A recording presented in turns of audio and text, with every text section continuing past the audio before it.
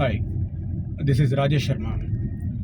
Today I am going to present one more interesting news related to Regional Ring Road.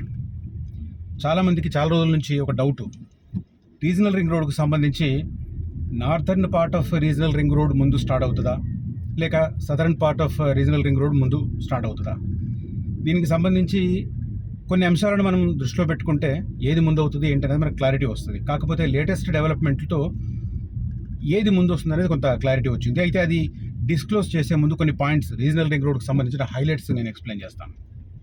First of all, Hyderabad చుట్టుపక్కల సంగారెడ్డి నుంచి start చేసి సంగారెడ్డి, నర్సాపూర్, తూప్రాన్, గజ్వేల్, ప్రజ్ఞాపూర్, జగదేవ్పూర్ నుంచి భువనగిరి మీదుగా చౌటుప్పల్ వరకు ఇది northern part of regional ring road. ఇది almost 161 కిలోమీటర్లు ఉంటుంది మొత్తం డిస్టెన్స్. సంగారెడ్డి నుంచి స్టార్ట్ అయితే చౌటుప్పల్ వరకు, చౌటుప్పల్ దగ్గర అదే రకంగా సంగారెడ్డి దగ్గర నేను ఇంతకుముందు వీడియోలో కూడా ఎక్స్ప్లెయిన్ చేశాను. అక్కడ large level of inter exchange వస్తున్నాయి, ఇంటర్ ఎక్స్చేంజ్ సెంటర్స్ వస్తున్నాయి. ఇప్పుడైతే మనకు అవుటర్ రింగ్ రోడ్ మీద నార్సింగ్ దగ్గర ఎట్లయితే బిగ్ లెవెల్ ఇంటర్ ఎక్స్చేంజ్ ఉందో అట్లాంటివి అంతకంటే పెద్దవి ఆల్మోస్ట్ ఒక 1.5 కిలోమీటర్ రేడియస్లో ఇంటర్ ఎక్స్చేంజ్ అక్కడ వచ్చే ఛాన్సెస్ ఉన్నాయి. చౌటుప్పల్ దగ్గర ఒకటి అండ్ సంగారెడ్డి దగ్గర. ఎందుకు అంటే ఇది northern part of regional ring రోడ్కి, southern part of regional ring రోడ్కి అది కనెక్టింగ్ ప్లేసెస్ అనమాట. సో దాంట్లో భాగంగా నార్థర్న్ పార్ట్కి సంబంధించి 161 కిలోమీటర్ల రేడియస్కి సంబంధించిన వర్క్. ఇక సదరన్ పార్ట్ తీసుకుంటే ఇది ఇంకా లెంత్ ఎక్కువ, 189 కిలోమీటర్లు. అంటే మొత్తం రీజనల్ రింగ్ రోడ్ 350 కిలోమీటర్లు అయితే అందులో 161 కిలోమీటర్లు నార్థర్న్ పార్ట్ ఉంటుంది, సదరన్ పార్ట్ వచ్చేసి 189 కిలోమీటర్లు ఉంటుంది. ఇది ఎక్కడ స్టార్ట్ అయ్యి చౌటుప్పల్ దగ్గర స్టార్ట్ అయ్యి నాగార్జున సాగర్ రోడ్లో మాల్, శ్రీశైలం రోడ్లో దాదాపు అమన్గల్ దగ్గర, అదే రకంగా బెంగళూరు హైవే మీద బాలానగర్ దగ్గర, అంటే బిట్వీన్ షాద్నగర్ అండ్ బాలానగర్ మధ్య, ఆ తర్వాత చేవెళ్ళ రూట్లో చేవెళ్ళ, వికారాబాద్ రూట్లో చేవెళ్ళ, ఆ తర్వాత బాంబే హైవే మీద సంగారెడ్డి, పెద్దాపూర్ మధ్య వస్తుందన్నమాట. సో ఓవరాల్గా ఇది southern part of regional ring road with duration of 189 kilometres. So ఓవరాల్గా 350 కిలోమీటర్లు రీజనల్ రింగ్ రోడ్డు. ఇది క్లారిటీ ఉంది. బట్ ముందు ఏది వర్క్ స్టార్ట్ అవుతుంది అనే విషయంలో రకరకాల చర్చలు. ఏ వర్క్ అయినా స్టార్ట్ అవ్వడానికి 2 అంశాలు కీలకం. ఒకటి ఫండ్స్, రెండోది వచ్చేసి భూసేకరణ. భూసేకరణకు సంబంధించి ఒక క్లారిటీ వచ్చింది, నార్థర్న్ పార్ట్కి సంబంధించి. ఫండ్స్ విషయంలో కూడా క్లారిటీ ఉంది. ఓవరాల్గా 350 కిలోమీటర్ల ఈ రీజనల్ రింగ్ రోడ్కు సంబంధించి దాదాపు 25,000 కోట్ల రూపాయలు ఖర్చు అవుతాయని చెప్పి అంచనా ప్రాథమికంగా. దీనికి సెంట్రల్ గవర్నమెంట్ ఆల్రెడీ రియాక్ట్ అయ్యింది. జాతీయ రహదారి హోదా రెండింటికి ఇచ్చిన పరిస్థితి. అంటే నార్థర్న్ పార్ట్కి ఒక నంబరు, సదరన్ పార్ట్కి ఒక నంబరు జాతీయ రహదారి హోదా కల్పించిన పరిస్థితి. అదే సమయంలో మ్యూటేషన్ దీనికి సంబంధించిన కొంత బాధ్యతలు సెంట్రల్ గవర్నమెంట్ టేకప్ చేయడానికి ముందుకు వచ్చింది. అన్లైక్ ఇప్పుడు జాతీయ స్థాయిలో కాంగ్రెస్ పార్టీ, బీజేపీ రెండు ఆర్క్ రైవల్స్.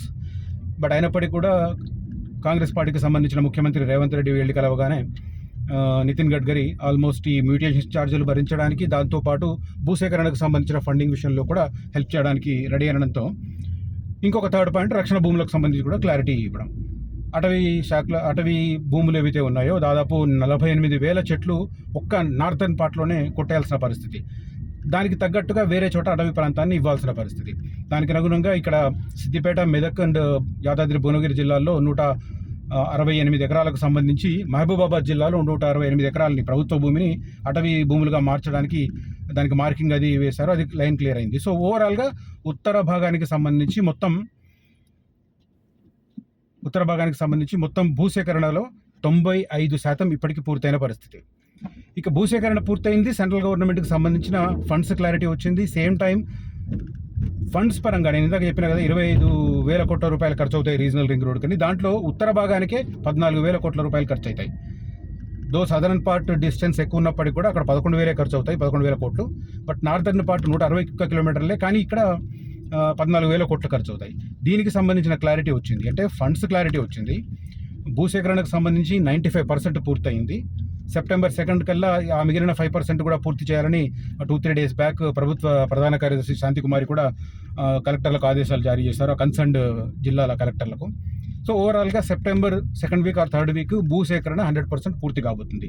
ఫండ్స్ క్లియర్ అవడం, సెంట్రల్ గవర్నమెంట్ అనుమతులు రావడం, సేమ్ టైం భూసేకరణ కూడా ఆల్మోస్ట్ ఇంకొక 1 మంత్లో పూర్తి కాబోతుండడం.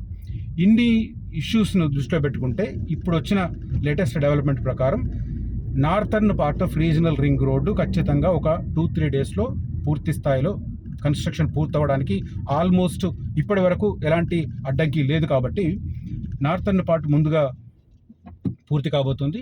తర్వాత సదరన్ పార్ట్కి సంబంధించి మెయిన్ హర్డిల్ వచ్చేసి భూసేకరణనే. అటవీ భూములు ఎక్కువగా ఉన్నాయి. అటవీ భూములను పూర్తిగా తీసుకోవాలంటే వాటికి ప్రత్యామ్నాయంగా వేరే చోట అటవీ భూముల్ని పెంచాల్సిన పరిస్థితి, ఎన్ని వేల చెట్లు కొట్టేయాల్సి వస్తే అన్ని వేల చోట్ల అక్కడ చెట్లను అకామిడేట్ చేయాల్సిన పరిస్థితి, మళ్ళీ ప్లాంటేషన్ చేయాల్సిన పరిస్థితి. సేమ్ టైం 11,000 కోట్ల రూపాయలకు సంబంధించి కూడా ఇంకా క్లారిటీ రాని పరిస్థితి కన్స్ట్రక్షన్కి సంబంధించి. సో ఓవరాల్గా రీజనల్ రింగ్ రోడ్డుకు సంబంధించి ఆల్మోస్ట్ మనకు ఎవ్రీడే ఒక అప్డేట్ వస్తుంది.